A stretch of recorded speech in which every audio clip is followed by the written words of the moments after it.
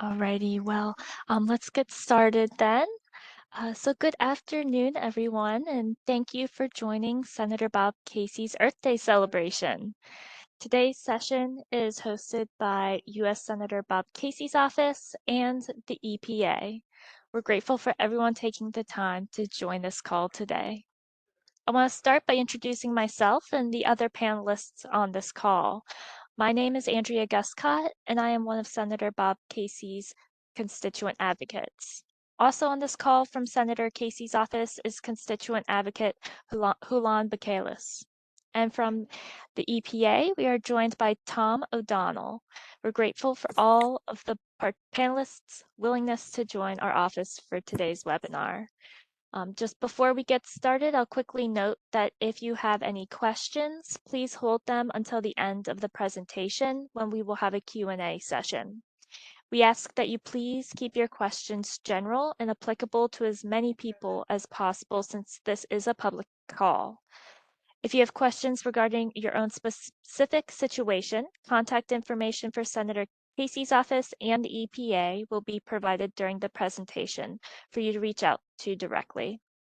And at this time, I'm going to turn the call over to Tom to talk about sustainable food management.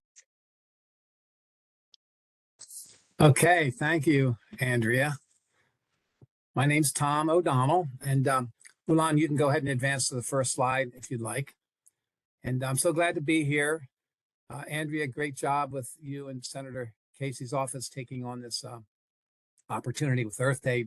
Tomorrow's Earth Day and Earth Week to try to share some of the environmental consequences of food and other issues regarding agriculture and energy to Pennsylvania folks and those that are outside the state. I work for EPA Region 3 in Philadelphia, and I'm currently in Westchester, Pennsylvania, for those of you familiar with the state, just north of Westchester where I live, and I'm broadcasting from my home. And have the pleasure of looking outside and just remarking to myself how lovely it is outside. Where I live, the cherry blossoms have bloomed, they're kind of peaked, the red buds are out, the azaleas are coming out, the flowers are blooming, and it's just an awesome time for me, and I know for a lot of my friends, to think about this topic about the earth and our beautiful earth. So happy Earth Day to all of you. Tomorrow, happy Earth Week. I wanted to make a point right from the outset to put a web link down at the bottom of the slide. You'll see that web link to EPA's Sustainable Management of Food program.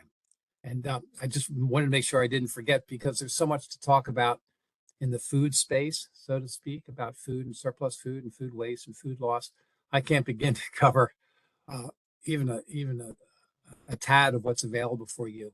So that website, that web link can put you in our EPA's national website, which you can do, find all kinds of additional information on topics that are of particular interest to you. So could I have the next slide, please?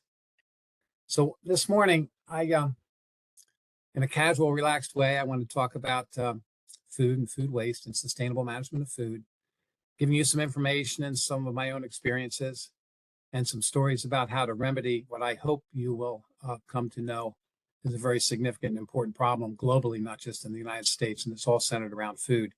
And since there's so many different aspects of food, as you'll pick up in my talk, and maybe you already know, it'd be great if I could just successfully touch on even one topic that's of particular interest to you. And in doing that, or maybe in touching on a topic regarding food that you've thought about but haven't really been able to do much more, maybe I can inspire you and me through this talk to do one thing a little more or something new regarding reducing food waste in my own home, my own little niche, your own little niche. And then maybe also I can inspire you to do something outside of the home in the community. If I can do that with any of you, this has been a very successful seminar for me and webinar. Okay, so how about this food thing? Go ahead, Ulan, you can change the slide. And why food? Why EPA and food? I'm thinking back 10 or 11 years ago when I started working in this program at EPA. We knew that there was some information and data on the amount of food that was reaching landfills in communities throughout the country.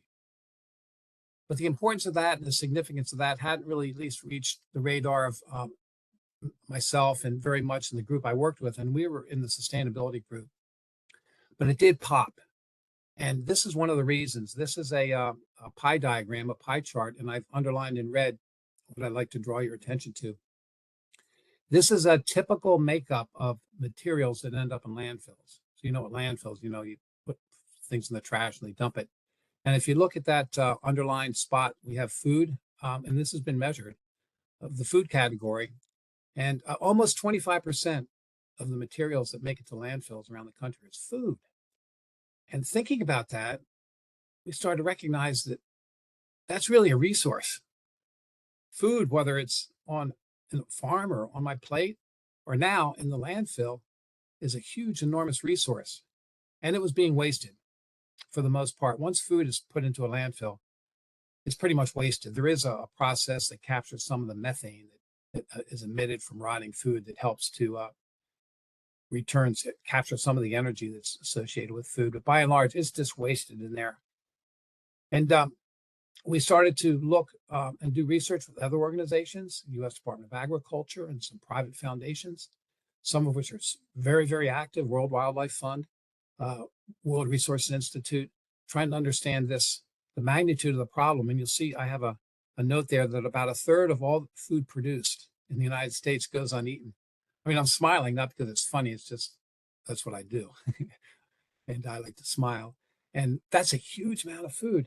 And that number's a little bit out of date because 2 days ago, maybe three now, this is Friday, an organization by the name of REFED, REFED, if you haven't heard of them. They're a very prominent nonprofit that is, I would say, certainly a leading organization in collecting real hard data and facts about food. Came out with an update on the numbers that they've been generating. They call it their roadmap and their insights engine. And I got this message from my friend, my colleague, Kim Cherrick in Region 4 in Atlanta, who I work with on sustainable food management all the time. And the latest numbers, brand new from 2021, I have to look at my phone here because I haven't had a chance to look at the report, says that the United States generated 91 million tons of surplus food in 2021. 91 million tons. That's in the billions of pounds. And that's 38% of the total production in the United States. So my number there, 1/3, is 33%. That's low. Latest estimates, 38% of the food that's produced in the United States never gets eaten by people. So you can just imagine what a waste that is. The food is produced on farms, big and small. And all this work goes into producing this food. All these farmers, and 38 collectively, not in every farm, but collectively, 38% of that food somewhere along the food chain it's never eaten. So EPA and other agencies and maybe you have said, let's do something about that. Let's capture these resources for a lot of good reasons. I'm going to share some of them with you in a minute. But if you could go to the next slide, we had to try to figure out where the food waste occurred. Like, okay, there's a lot of food loss, food waste in the United States, but where does it occur? Because without knowing where it's happening, how in the world would you ever try to rectify and correct the problem? So this is a little diagram here. It's called the food production chain. There's a lot of little pictures there for you. I don't know if I can use, yeah. So this part here, the boat and the cow and the specialty crop farm, this is production. This is called the production stage. This is where all the food originates. It's not brought in by boat or truck, but in the United States with our own food, it originates here. There's a lot of food loss at that point. I'll talk to you about that a little bit. But a lot of that originates right here. It's the very best. It's the beginning of our food chain. It's the very best, most healthy, beautiful food that there is. From there, that food goes into it gets trucked and delivered, as a distribution and processing. This would be food processing, where you go and you get like my little can of water here is even part of that. And other processed foods, meats, packaged foods, frozen foods, all is in this stage of the food chain. And there's a lot of food that's wasted or lost there as well. And then finally, all these figures down at the bottom, this is us. This is our space. This is consumers. It's restaurants, retail, which would be like grocery stores or other places where you go and you buy food, retail.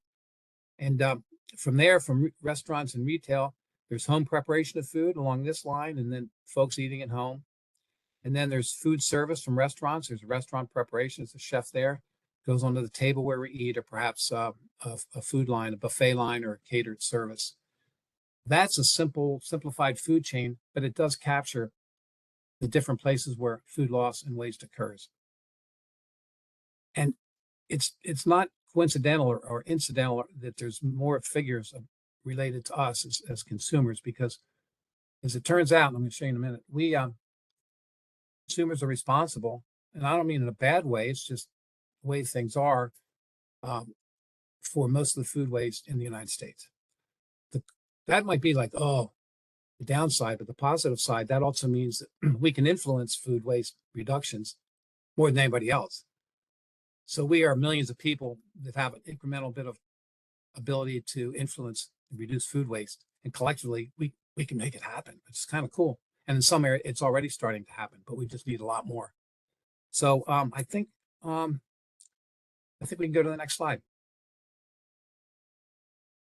So now I'm going to focus most of the rest of my talk on household food waste and farm food loss. I use that term to try to distinguish the two, at least in this kind of conversation. If you think of food loss, I'm talking about farms, and food waste, and now I'm talking about homes and restaurants, consumer food waste.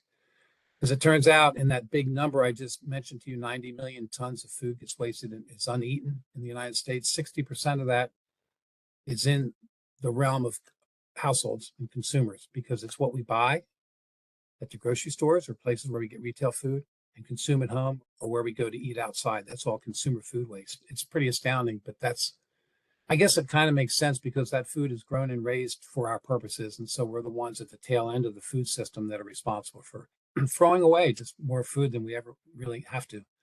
And then on the farms, there's lots of different reasons why farmers can't sell their food.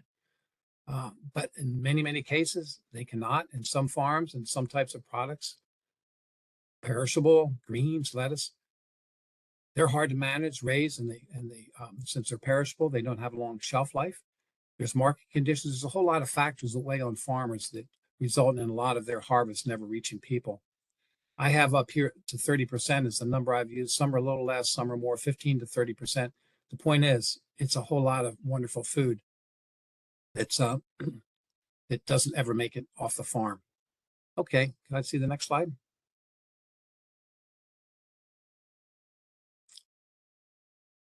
So here's a little picture I took from the web. We've used this before, Save the Food, just to give an illustration of the kind of, we buy all this stuff, right? You can, if you look there closely, you'll see things that I'm sure you have in your house. I do.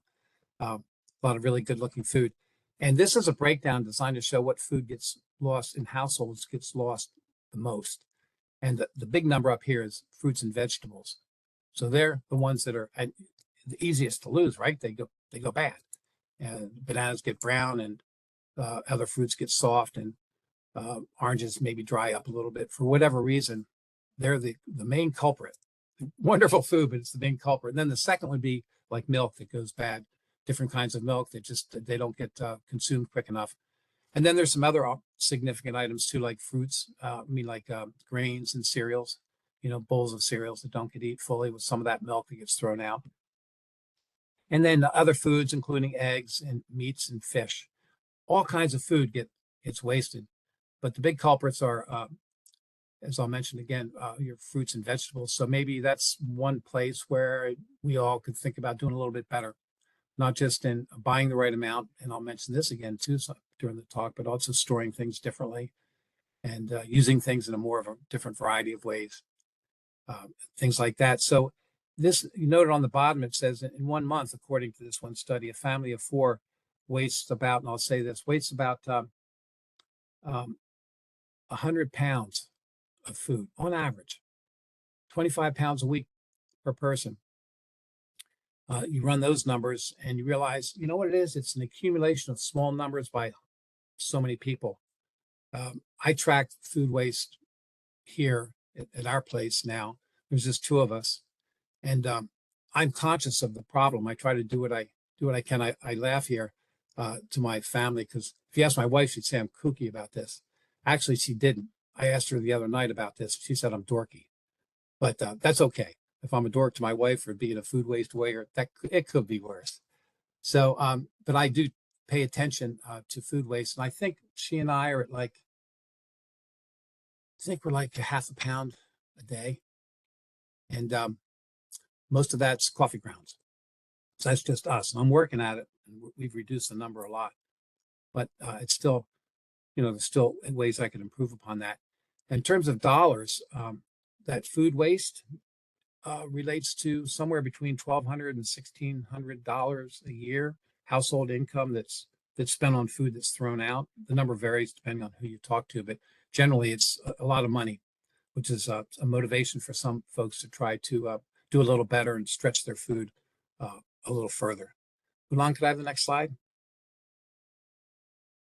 So here's what farm food loss looks like sometimes. Two aspects. One is just for different reasons. The tomatoes and maybe some other crops are just left on the farm field. They just aren't. Those were harvested, obviously, and they were dumped. Farmer made a decision to just drop it. They weren't going to go into processing or sales. They would be plowed back into the soil, so they generate some good. They'd be, fertilizer, and as they're plowed back in the soil, they enhance the soil with that with their own nutrients and some water. But it's a shame because so much time and effort went into growing those tomatoes, capturing some of the nutrients by plowing vegetables and produce back into the soil helps, but it's still, there's a huge loss of everything else that went into growing them. And then the picture on the right is just a situation where those greens, a decision was made not to take those greens into market, so they were dumped for disposal. So I use their number 20 to 30% of farm food is unharvested, along the lines of what the previous slide, except I've extended the range a little bit because some folks even say 15%. The bottom line is we don't know. We don't know how much food is really lost on farms, and people that are tracking this will tell you that it's just a very difficult number to get at, but we know it's really, really big. Okay, next slide, please. So here's a little diagram I threw in here from Mackenzie. I'm using it for educational purposes. But along with this little picture of some tomatoes, I have the 2017, the top crops in Pennsylvania, our state. And they are sweet corn, potatoes, tomatoes, apples, peaches, and grapes. All of them are prone to not making all the production to people to be eaten. So basically, they're all subject to food loss for various reasons. And this diagram here is about tomatoes. So in this particular case, there's 4 diagrams associated with this series, but I just put this one in. This was 100 tomatoes that were thrown in a little pile like that. And the illustration shows that at the end of the harvest, similar to that picture I just showed you with a lot of the tomatoes being thrown on the ground, and this is a way of illustrating that about 19 to 27 of those tomatoes are left unharvested. So that's just kind of a pictorial to see how big of a chunk. 100 tomatoes in a circle, look at how much smaller it is. It would have gone out here, and now those are sitting in the farm field somewhere. And a lot of them are still perfectly edible. Many of them are edible. They just didn't make the cut. Okay, thank you. Go to the next slide. So now Earth Day and environmental impacts. The food that's wasted has experienced a lot of interaction with people, from growing it to transporting it, hitting the restaurants, hitting the grocery store, to being picked up by people, to being cooked. There's a whole lot of interactions that take place with every single bit of food that's grown and raised or caught, or animals that are raised. And in that process, every step of the way has an environmental impact. That's okay. I mean, everything has some interaction with our environment. But in the case of food, because so much food is lost, that 90 million in the United States contributes an enormous amount of greenhouse gases to the atmosphere, which has a direct impact on climate change. And in many cases, negative impacts that result from climate change, a lot of which we're beginning to understand and experience now throughout the country with storms and tornadoes and winds and floods and other pest management issues, crop rotations having to change, a lot of subtleties and sea level rise that are occurring, that are continuing to demonstrate the severity of climate change and its impacts. So food loss is responsible, food loss and waste can be viewed as being responsible for sufficient number of greenhouse gas emissions to match 42 coal-fired power plants, almost one in every state. Imagine if you could take a coal-fired power plant, just you didn't need it, you took it out of commission, and the amount of greenhouse gas emissions that would be reduced. So that's kind of a highlight of my talk. There's other very significant impacts to food that results from raising and growing food related to water use. I mean, out west, they've had droughts and now floods. A lot of fertilizer use that doesn't actually get uptaken by food, so it ends up impacting our waterways. And then this statistic, if all the food waste, this 90 million tons that I mentioned, if all of that hypothetically were grown just in one place, it never would, but just imagine that amount of food was grown in one place, it would take up the area of California and New York. That's the area that would be necessary to raise the amount of food that we waste, which is like 4 times the size of Pennsylvania. I know these are crazy big numbers, but that's the math. That's how much land is utilized for food that's never eaten. So it's a big deal, and we can do a lot about it, change that. Okay, could I have the next slide, please? So what we learned in the course of this study that we've done and the data and the analysis that's still ongoing is that we learned that there's all kinds of opportunities. Yeah, the data was showing a big problem, but it surfaced a lot of opportunities, and some of which are kind of structured in this upside down triangle that I'm showing you now. This is referred to as EPA's food recovery hierarchy, and it lists from the top to the bottom the preferred way of managing food so that as little as possible gets down here in the landfill. We want to avoid landfill disposal as much as possible. In order to do that, we try to learn how to reduce food waste from the very get-go. In other words, no food waste, no food loss. We call that source reduction, like use everything we can that's grown and raised. If some food is left over, surplus or excess, and it can't be used by normal channels like purchasing by us, then we do everything we can to get some of that food to feed people in need, hungry people that have access issues with food. And then after that, there's feeding animals and industrial uses and composting. I'll mention a little bit about composting, and I'll mention a little bit about source reduction and feeding people, because that's our area as consumers. Okay, can I have the next slide? This all, by the way, there's a national goal now about this food waste reduction concept that I'm talking about. It was established in 2015 and recently revised by the U.S. Environmental Protection Agency, the U.S. Department of Agriculture, and now the Food and Drug Administration to reduce wasted food that's going to landfills by 50%. So that's a big number because we've been tossing around big numbers by 2030, which is 7 years away. It's not much, 7 growing seasons. And also then to reduce food loss during production. So reduce food loss in farms and reduce food waste going into landfills. And in doing so, we know we can improve the climate situation, we can improve the environment, and we can improve food insecurity for folks, and we can save money for families and businesses as well. So I like to just say, we can solve this together because it's really largely a local problem. Next slide, please. So we learned that this is motivation, because taking on actions to reduce food loss and waste, it helps people directly, helps me in doing what I'm doing, and it helps people that have access issues with food. It saves money. It conserves these resources that I've shared with you, water and fertilizer, for example, and it reduces pollution, and it creates jobs.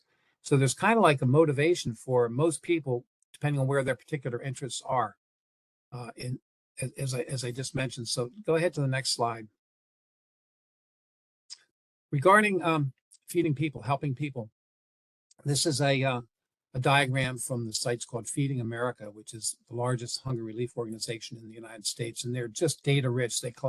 They are the source of hunger data in the United States, and they collect data by state and report it, and they collect within that, they show data by county within state. And you're looking right now, as you know, a map of Pennsylvania, and there's different shades of green. The light and this is referring to food insecure children in the state of Pennsylvania. That is, children under the age of 18 that live in households that have challenges accessing enough food to live a healthy lifestyle. So these are kids, it's beyond their ability to do much about it. In 2020, that number is pretty fine. There was 347,000 plus children in the state of Pennsylvania, scattered around in every single county rather, excuse me, in the state. And the corresponding number for all groups, including adults, is well over 1 million people in Pennsylvania. So there's a lot of people that would benefit by the programs that we're talking about right now. Can I have the next slide? Saving money. A recent Penn State report came out in 2020, and they estimated that a household could save on average $1,866 each year. That's pretty number of significant numbers there, but that was what they reported, over $1,800 a year for an average Pennsylvania household. And I've given an example of two of the reasons that households, just pictures to try to illustrate ways that homeowners and households waste their food. One is this date labeling issue, because many products that you have, if you look at it, will have used by or best if used by. And except for infant formula, those are quality related or manufacturers suggested dates for use.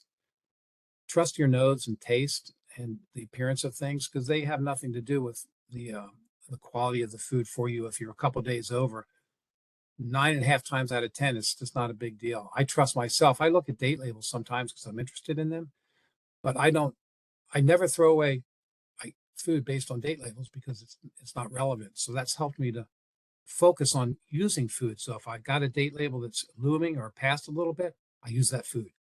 It motivates me to use it up. The other one is just a plate full that's got some tomatoes and a sandwich and some peas.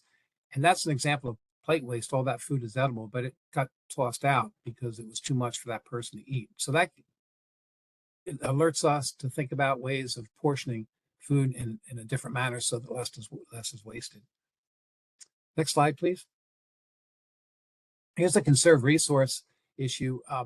As it turns out, there's an organization called, their name is Project Drawdown, and it's a foundation, it's a nonprofit, and they've made calculations globally of impacts to climate change based on greenhouse gas emissions and how to remedy that. They've looked at probably 100, maybe a little bit more than 100 different activities that can be accomplished to reduce greenhouse gas emissions. As it turned out, the number one and number two globally are reducing food waste and then switching to a plant-based diet to some degree, moving away from red meat, not because it doesn't taste good, but because the impacts of eating meat is very much higher than plants. And so a lot of folks, there's a lot of interest and a lot of information on helping people to eat more vegetables. Basically what it boils down to, it's called a plant-based diet, but it's eat more vegetables. And one example here is just have a party and invite your friends to come over and have a potluck with protein, like vegetable proteins, just to begin to share taste. Just have fun with your friends on how to increase the amount of plants that are being eaten over red meat. I'm not telling anybody, of course, what to eat. I'm just sharing information on environmental impacts of different types of food. Next slide, please. The jobs created, real quick here, I just circled food at the bottom because it's a category that's being calculated and tracked now because there's an interest in how many jobs are available in this issue of undertaking activities to reduce food loss and waste.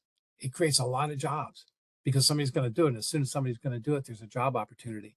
So this just real quickly is showing that in the area of food, there's probably 40 or 50,000 jobs that have been created in just the recycling part of that. So bottom line is there's tens and thousands of new job opportunities, and some people are jumping on board, particularly young people, to learn how to take a new career path related to food waste reduction. It's a big deal, and ReFed has all kinds of companies that have formed, that ReFed, R-E-F-E-D, companies that have formed specifically to address this issue, and it's a long list and it's ever growing. So it's exciting because a lot of people are finding work and jobs and career paths in wasted food reduction. Next slide. So individuals and households, I didn't know what to put on this one because there's so much that we could do. So I put a couple things on this slide, and I refer you to EPA's website to find out more. There's a site called Food Too Good to Waste, a wonderful site. Claudia Fabiano in our headquarters office has been facilitating this. It's just people in a community that come together and they join as a community and this Food Too Good to Waste site, and they learn and share all kinds of activities on how to do things at home, including shopping.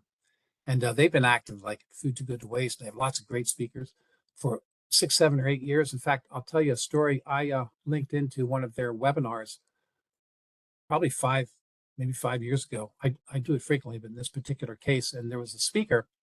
Her name was Allison Mountford, and she's a chef, and she's a home chef. Much of her career was spent going into people's homes and cooking for them. So she knows all about household cooking as a chef. And she was sharing ideas for reducing household food waste. And I was like, I hadn't heard these things. Some of them are listed right there, right in the lower left here. Planning for grocery shopping, making a list, sticking to the list, getting the right food, storing it, and cooking it and prep food. She would share all this stuff. And I was pretty excited because I was beginning to start to cook. And my son actually, we learned that Allison Mountford, this isn't an endorsement, it's just my story. She has a recipe service called Ends and Stems. And the recipe serves more than just recipes on how to prepare it, but also substitutions, how to cook for kids with the recipes, how to store, how to use leftovers. And then she calculates estimated wasted food reductions as part of her activities on the website. So that was a lot of fun. And my youngest son got me a subscription for Christmas to Ends and Stems, and I still use it. I probably have a recipe right here every day. I look for it. This is Friday. Friday is the day the new recipes come out. And I know this is dorky, but I'm looking forward to popping open Ends and Stems to get my recipes for the week and then shopping. But that opened the door for a whole lot of other activities on my part, one of which was composting. And in my previous home, I composted in my own yard. I moved out here where we're living now, and I didn't have that ability, but we do now. And what I do, I'll share with you, is I have this is the 2.5 liter container. I don't want it to look too big. There, see, no bigger than my head. And this is on my countertop next to the sink. And I put all my food scraps in here. So I really don't waste the food that I mentioned to you. It goes in here, but I just use that as an example. I know how much I put in here, and it gets picked up by a service called Easy Composting. And again, I'm not endorsing them, but they're the only ones where I live. This is the bucket they give me, my green bucket, Easy Composting, 5-gallon bucket. I just got it yesterday, so there's nothing in it yet. And they come out and they collect it and give me a report. Like 2 days later, they weigh the food scraps, and let me know what I accomplished. And then periodically I get a bucket of compost in return. So I compost. I learned how to do that, and I love it. It's fun for me. It's become fun. It's become a fun habit for me. And I'll share something else. I learned these I had a bunch of these at home. My wife wasn't really happy about it because I had them all lined up in the kitchen. But what I was doing, I put food scraps in here, and then I'd fill it with water, and I'd set it aside and let it sit for 2 weeks, minimum 2 weeks. What I was doing was creating liquid fertilizer.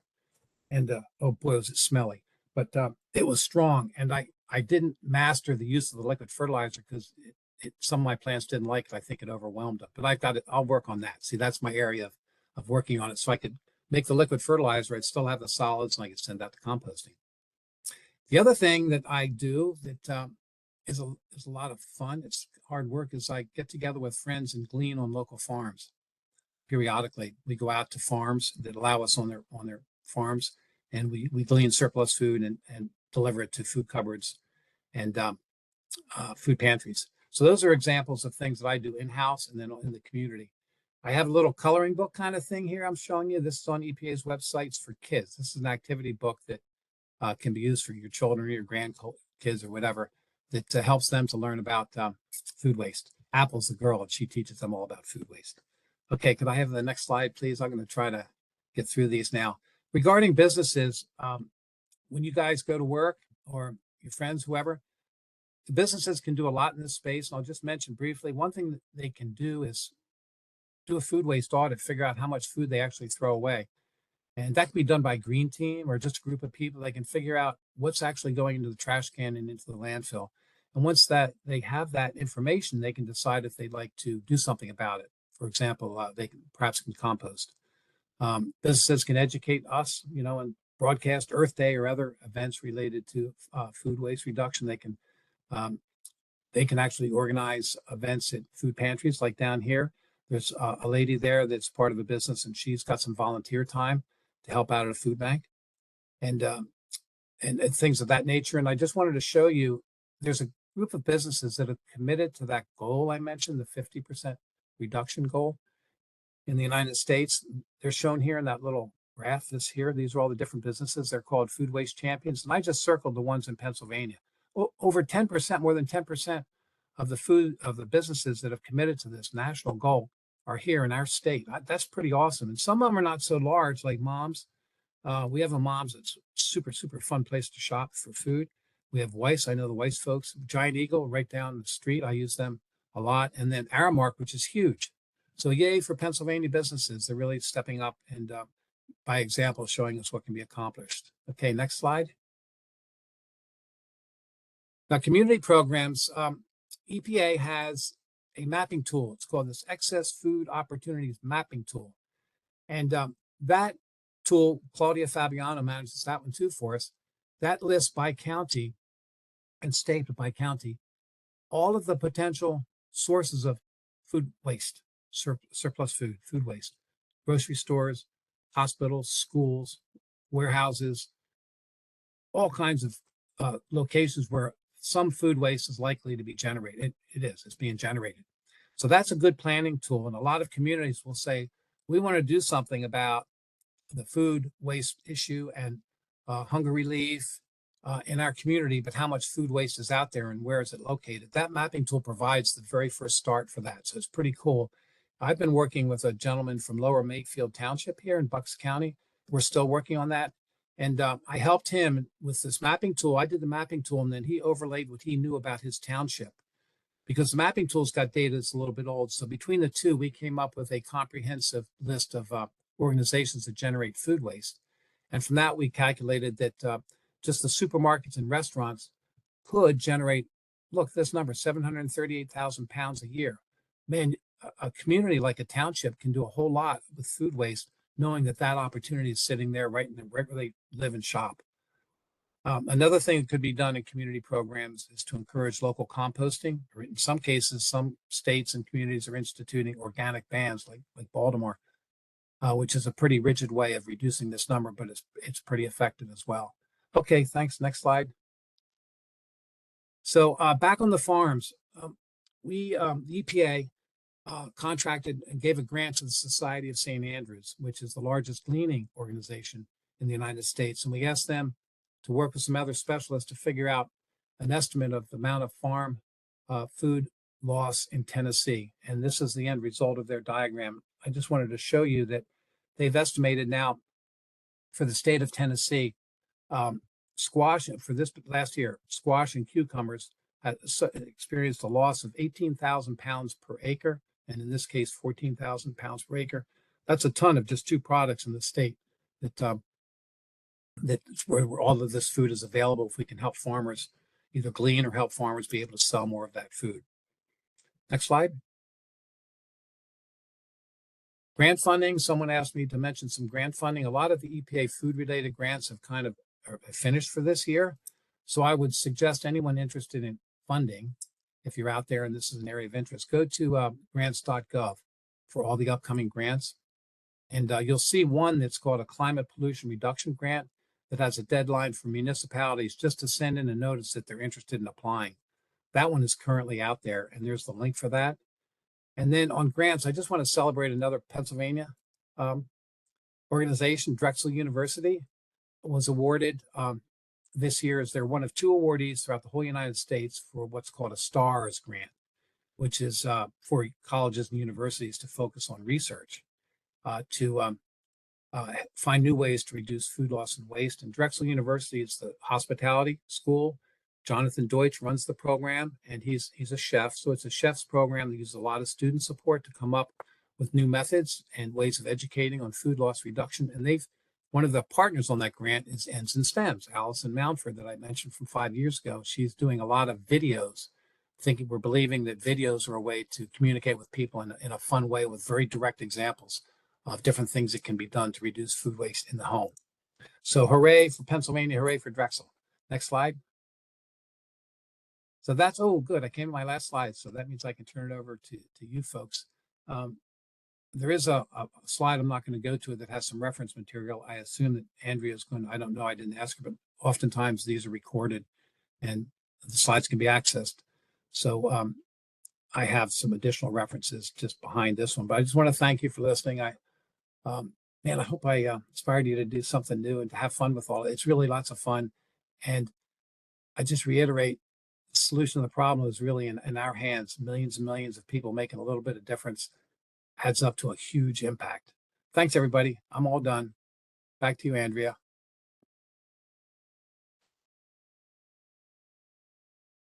Thank you, Tom, for all of that wonderful information. And if anyone has questions for the EPA, please hold your questions until the end of our presentation. So now I'm going to provide you with some information on Senator Casey's Office of Constituent Services.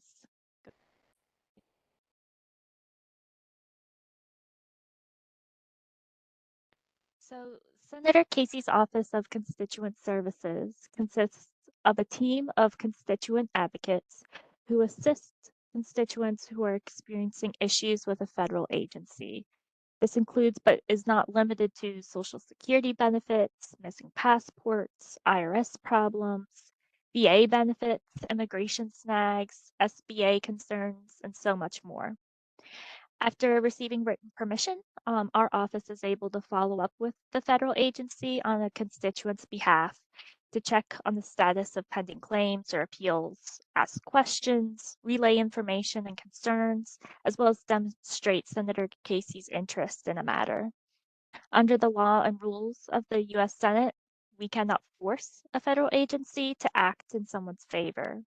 And it is important to note that if we cannot provide assistance, such as with a state or a private entity, we can refer constituents to someone who can best help. Slide. Specifically, regarding EPA, Senator Casey's office can connect with the EPA on your behalf if you have a loan or grant application and would like a status update on it, or if you have a question or concern about a loan or grant you are applying for or already have applied or received. We can also help you determine if an environmental violation needs to be reported to the EPA or the PA Department of Environmental Protection. If the violation is with the EPA, we can connect you with the EPA to report that environmental violation. Go ahead to the next slide. And if you would like to request assistance from Senator Casey's Office of Constituent Services, either with a EPA concern or for an issue with another federal agency, please do not hesitate to contact our office using the information on this slide. The phone number for our office is 717-231-7540. Our toll-free number is 866-461-9159. And you can also reach out to Senator Casey's office via his website, which is www.casey.senate.gov. So we will now open this portion of the presentation for questions for the EPA or Senator Casey's office. If you have a question, you can click the raise hand button, which is at the bottom of your participants list to indicate that you have a question. And we'll call on participants that have questions one by one, and we will unmute you. And again, please note that this is a public call, so we ask that you please keep your questions general. If you have a specific issue, please feel free to contact us via the information currently on the screen.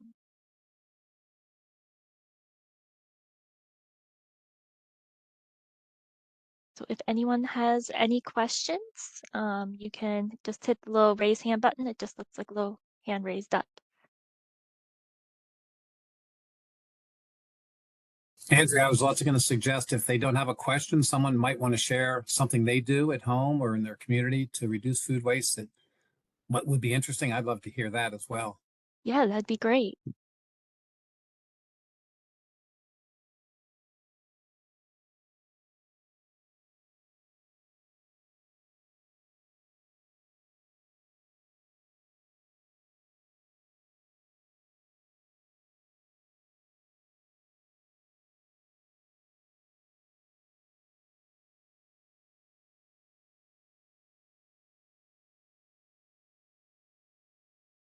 Give people just a moment to think if there's anything they want to share or any question you would like to ask. Again, you just hit the little raise hand button.